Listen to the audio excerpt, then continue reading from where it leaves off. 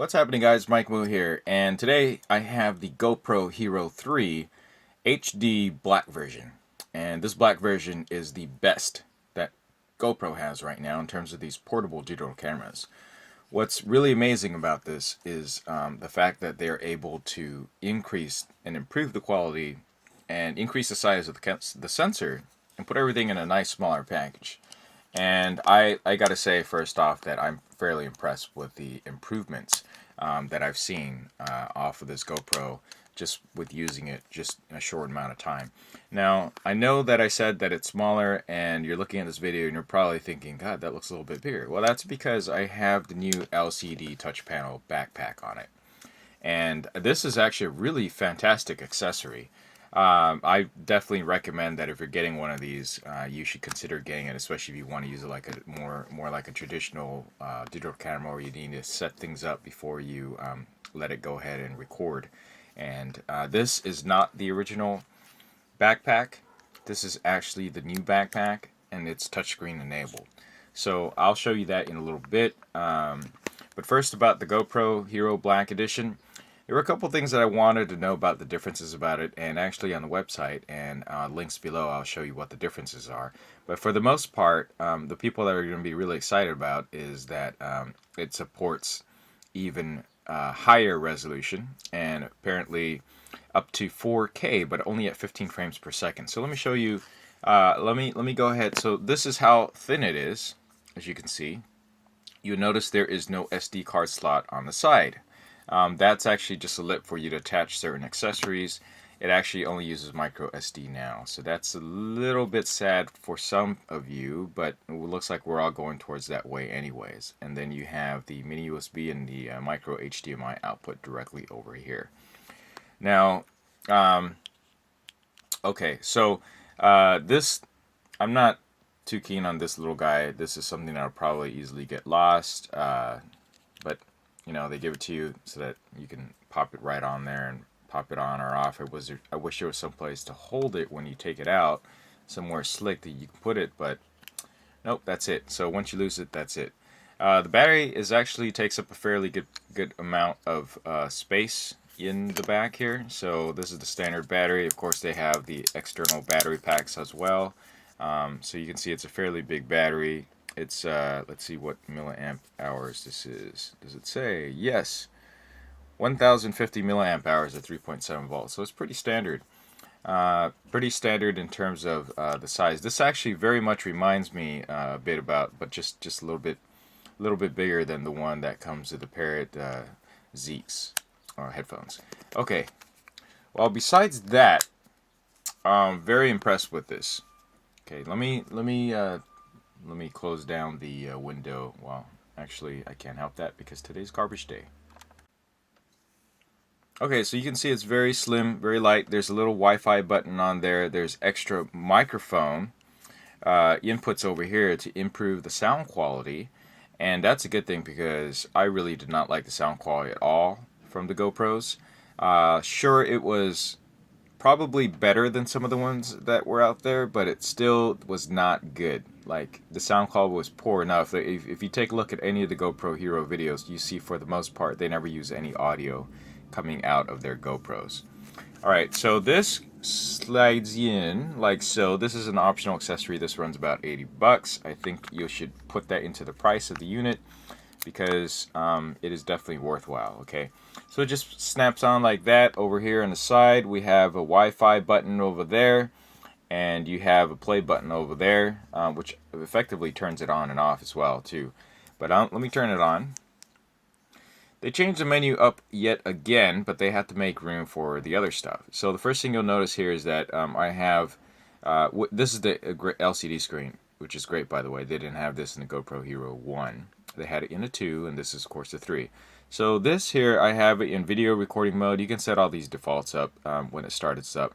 I have it set at 2.7K. This means it exceeds HD resolution at 30 frames per second. It's got 2 hours and 59 minutes of recording time left based on the battery, and this charges via USB, of course.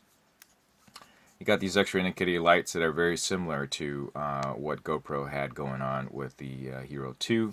a nice big mode button there, and a nice big red record button over here. You can also configure it to record right away once you press the mode button, so it's a single click. Okay, so it says file not supported right now, and that's because, well, let me see.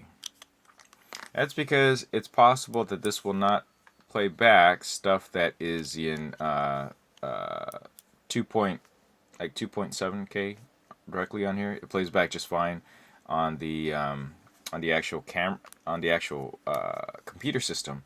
Now you might be wondering, why do you want 2.7K? Well, 2.7K exceeds HD resolution. There's also 4K. So those of you guys that are wondering, why would you want 4K?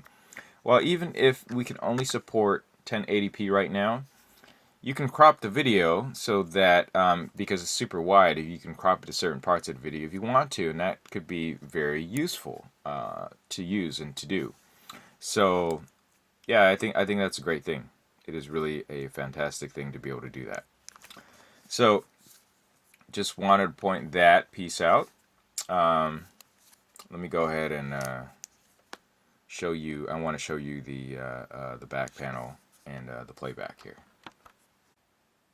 Alright, did I mention this thing has built-in Wi-Fi, and that the black version they actually give you the Wi-Fi remote, which of course is completely waterproof, and I'm trying to grab it out right now for you. So it's Wi-Fi remote. It connects to this guy via built-in Wi-Fi directly, and it's got the it's waterproof. It's even got an LCD screen going on. So if I turn this on right now and I turn on this and I have it paired together, right? So let me turn the unit back on because I have it set to automatic power off every, I don't know, 10-15 seconds. So if I have that going on, have the Wi-Fi on, you see the receiving commander. Whenever I press this button, it'll do whatever it says on there. So see, I just snapped a picture right there. And then I can switch modes by pressing this button right here. Switch to burst mode, time-lapse mode, go into settings. Okay, so the settings is what I wanted to show you because I want you to see what kind of settings that we have going on here.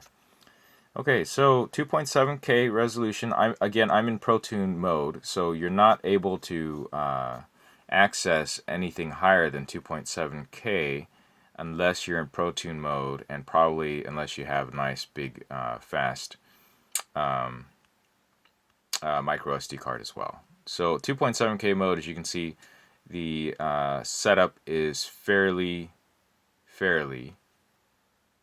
straightforward. There's not much you can do about that. Okay, so let me go over here. I've been having some weird issues in setting this up because I think I'm in ProTune, but I can't switch back up to 4K mode. So that's one of the weird things that I've come across. Okay, I can switch to, oh, there we go. Okay, so every once in a while I got to keep pressing these buttons. So you see, you got 4K cinema mode, 4K, 2.7K. I think the CIN is also for you to use the ProTune features, so you can actually tune it up using the software that's included. I haven't read the user manual, as you can tell. So it's 1440, 1080p, 960, 720, and all this goes up to 60 frames per second. So at 1080p, you can go all the way up to 60 frames per second, and you have wide and medium field of views when you switch it over to something lower resolution. Most people are going to shoot over in wide mode, because just when you're doing extreme sports and stuff, that's pretty much what you want. But it was pretty fun playing around with the 2.7K and the 4K mode, because that's just the highest resolution video camcorder that I've ever used. Right, so it's pretty exciting to be able to do that. But at 4K, again, the most you're going to get is 15 frames per second. You're not going to get a medium point of view. You're going to use all of the pixels on there, so it's going to be wide. 12 megapixel wide angle, 7 megapixel wide angle, 7 megapixel medium angle, 5 megapixel, blah blah blah. So that's what you get with the black version. If you're going to shoot a single shot, if you're going to do 3 shots, 3 bursts, whenever you press the button on there, the remote. I got to tell you, the remote's really cool to have. It is really awesome to have, and it really became a game changer. Just when they announced it earlier in January, but it wasn't available for a long time. But it does work very well. And then you got the burst rate. So here's 10 frames per second. Here's 15 frames per second. There's 30 frames per second for one whole second. That's freaking fast, right? And you can switch it all up to 3 frames per second, 5 frames per second, 10 frames per second, 15, etc. So at 10 frames per second for 1 second, let's say 10 frames per second for 2 seconds. Every time I press the button, it's going to take 20 pictures over the course of 2 seconds. Right, that's pretty amazing. Here's a delay. If you wanted to take a picture every half a second, you got some further capture settings. Right, you can switch it upside down, spot meters, same stuff that you've seen before, except there's the addition of a looping mode, which allows you to keep continuously looping the recording of the video and leave like the last parts that you want. And it's pretty interesting because I've seen it set up so that it'll just keep the last 2 hours even if you want to. So that's really cool. Wireless controls, pretty much right now that's all there is. So you have the Wi-Fi receiver controller. They might add a few other things in the future that is unknown. So here's the additional startup modes, like once you power it on, what mode is it going to be? Do you want one button setup, like once you press the single button, is it going to start recording? It supports NTSC, PAL format. I have the on-screen display on, of course. The top one shows you how many LED lights you want on at a time. I turn off the beeping because the beeping is really loud, and I can see why you want the beeping on, for you want confirmation. So let me show you what the beep sounds like. See, that's pretty loud. I mean, I think if you wanted to hear the beep through the enclosures, you'll hear it. All right, the date and time, pretty standard stuff. So that's all the menu settings on there, as you can see from the built-in menu system. And of course you can delete everything if you wanted to, but I don't want to do that, so I'm going to cancel that. Oops, no, cancel. So as you can see, it's pretty straightforward to use. I highly recommend this based on my short use. They're going to add a few other features to it with the new firmwares coming up in let's see, I think coming up in December, they're going to add full iPhone and iOS and Android remote connectivity issues to it. So you can remotely view, like you can on GoPro Hero 2, the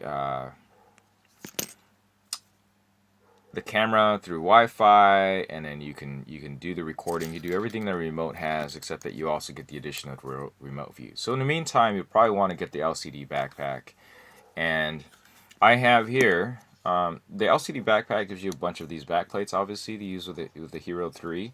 The one I have here is the skeleton one, which is completely, all the way through, right? And you want this because, well, one, you can access the touchscreen. Two, you can access these buttons a lot better and as well as the ports and everything. But one thing that I noticed is that, well, there is no option for you to be able to, based on this, to be able to plug in additional power, HDMI output, or access to all that through here, unless you get the naked frame slot, and that's $40. And obviously, you're not going to use this underwater, right? This is not for underwater use. But what's cool is they give you one that is for underwater use, which also works with the touchscreen. So that's pretty cool. That comes with the pack here. Let me see if I can show you that. Touchscreen backpack panel. Okay, here we go. So let me show you that. Here it is.